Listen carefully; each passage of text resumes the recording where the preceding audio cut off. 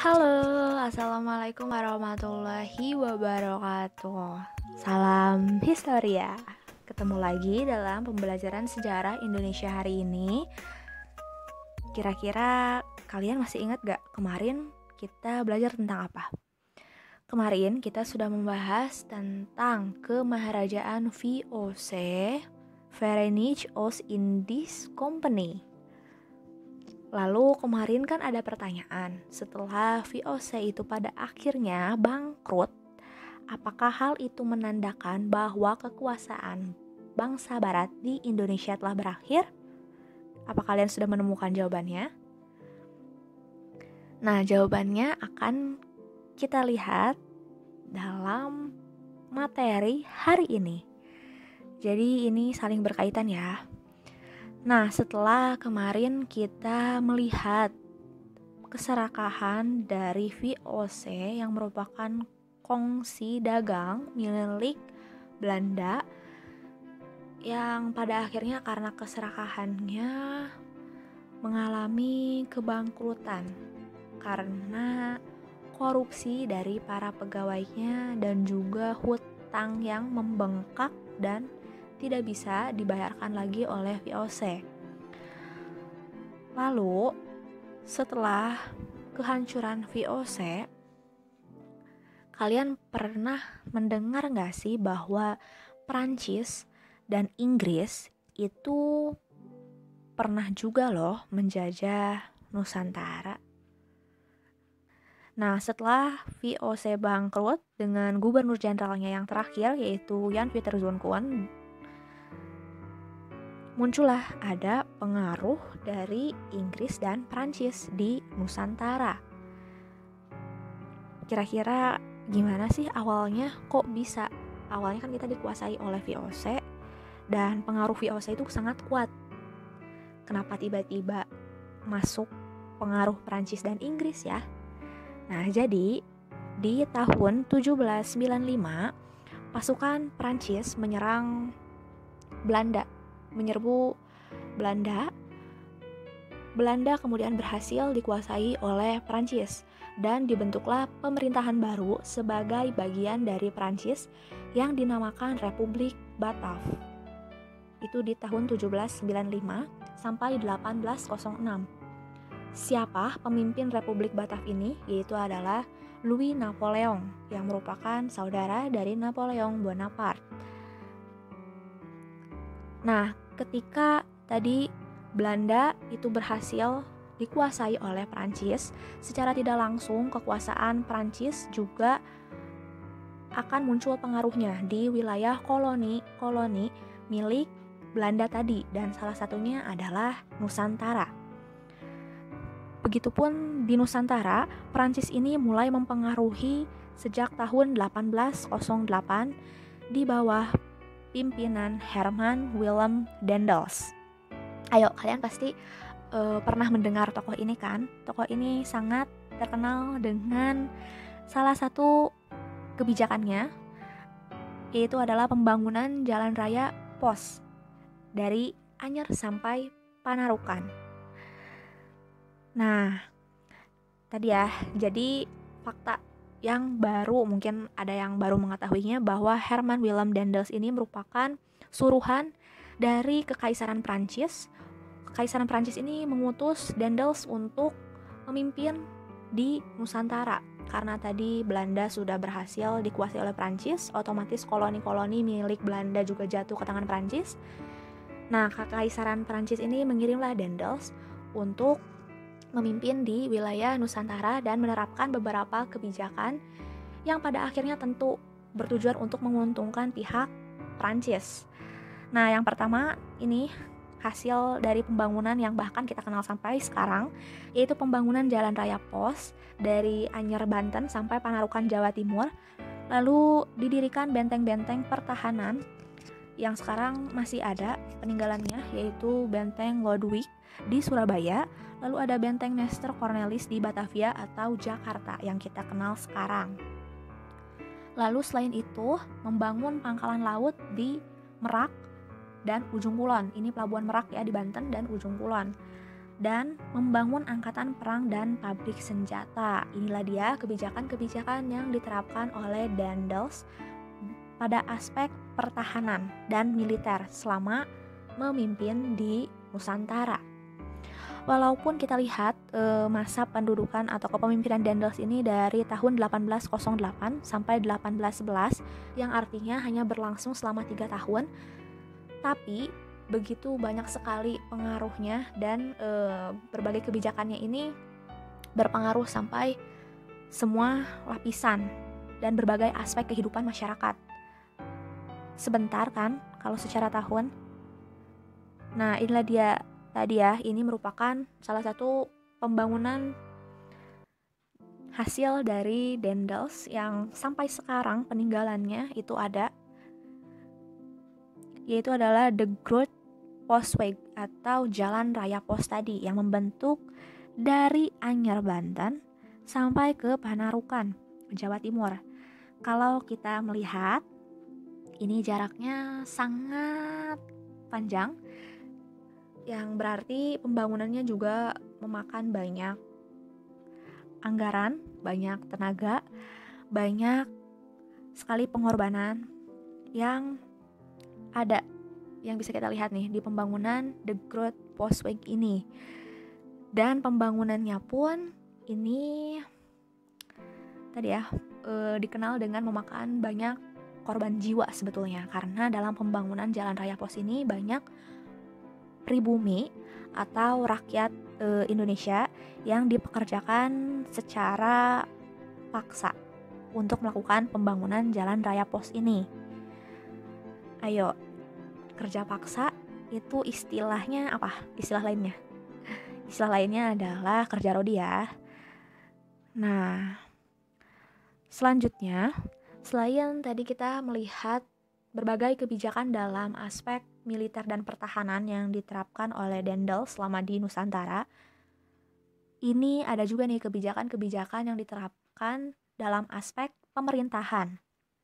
Yang pertama, itu adalah Kerajaan Banten dan Cirebon dihapuskan. Lalu selanjutnya, bupati diangkat menjadi pegawai pemerintah atau kolonial yang digaji.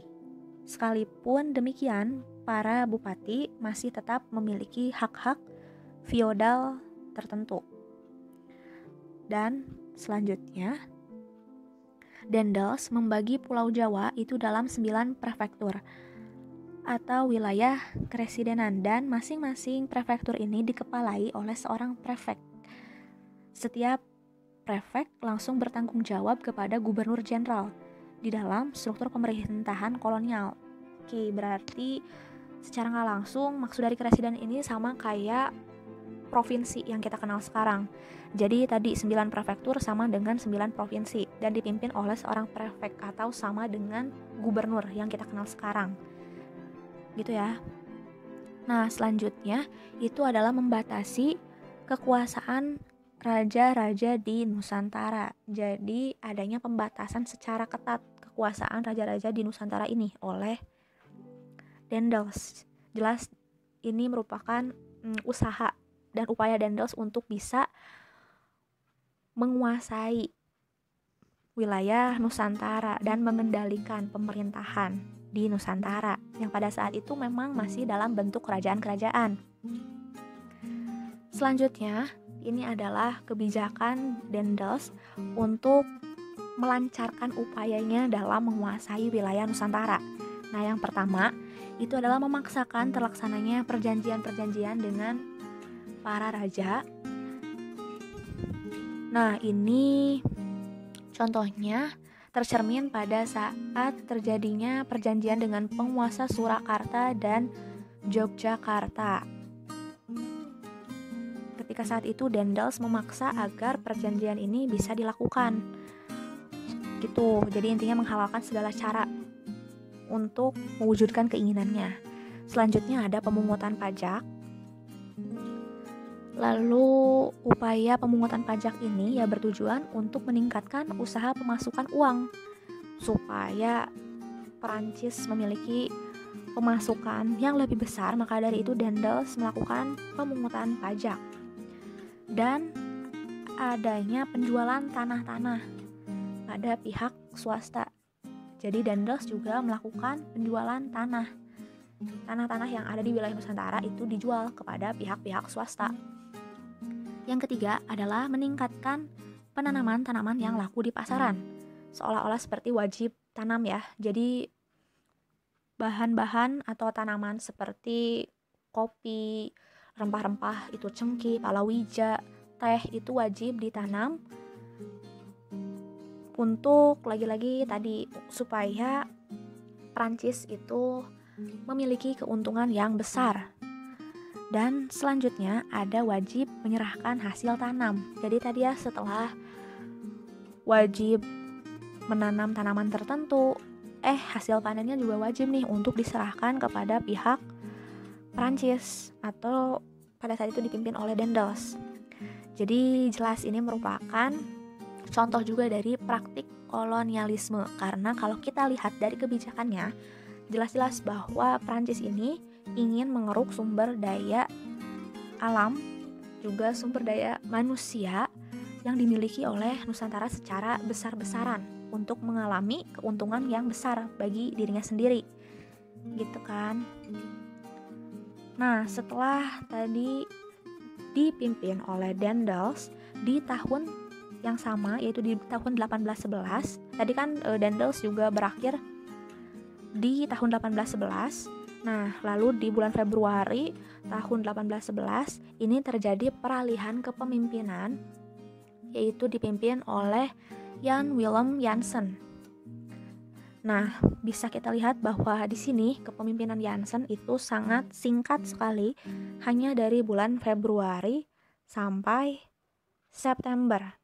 Hal ini dikarenakan adanya juga pengaruh Inggris di Nusantara. Ketika tadi di tahun 1811 Daendels pada akhirnya meninggalkan Pulau Jawa, Jansen mencoba memperbaiki keadaan nih yang telah ditinggalkan oleh Daendels.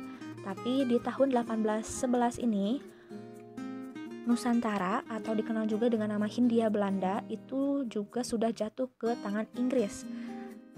Jadi ada dua pengaruh bangsa asing di wilayah Nusantara di tahun yang sama ini.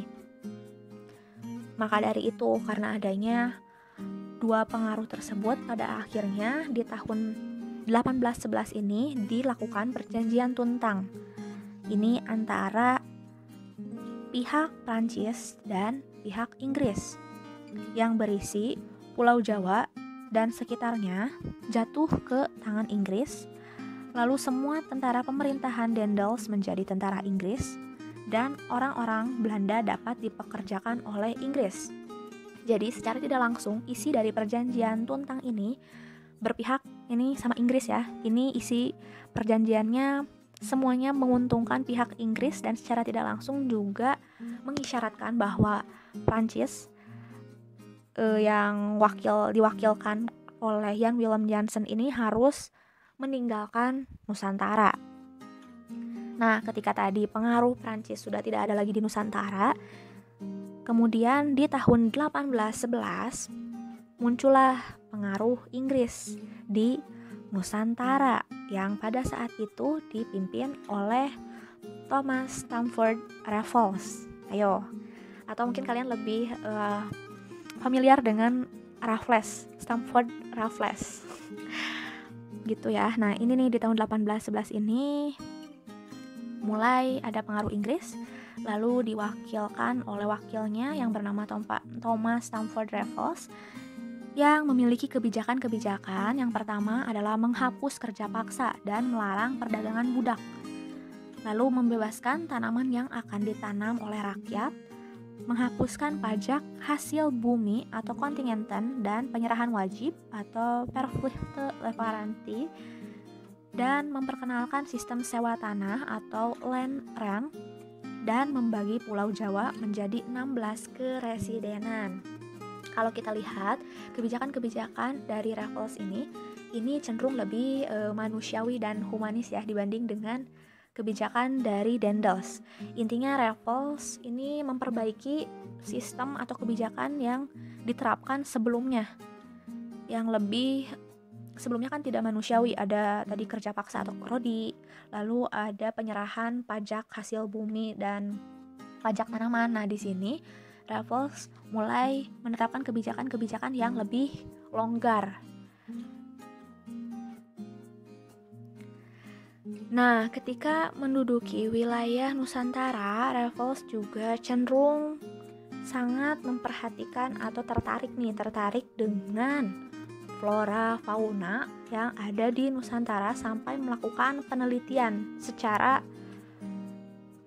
mandiri gitu, saking tertariknya. Dan Kebun Raya Bogor yang kita kenal sekarang itu merupakan salah satu proyek atau hasil bukti dari kerja kerasnya Raffles selama memerintah di Nusantara.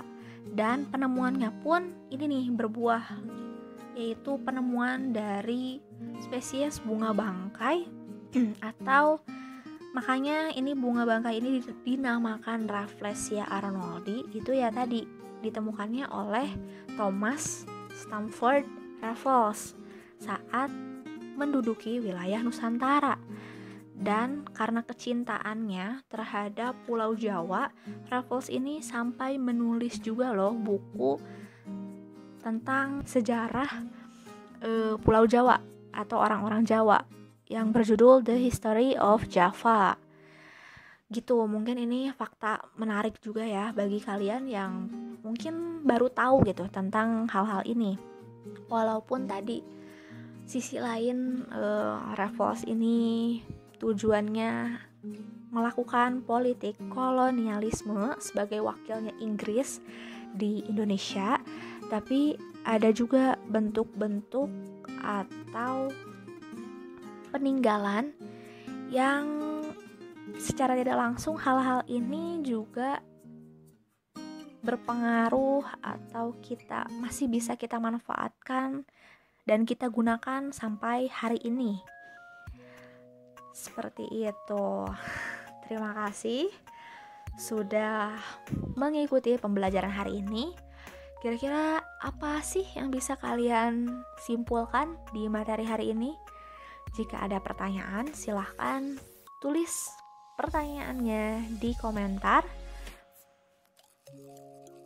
Sampai bertemu lagi di video selanjutnya. See you on next video. Bye.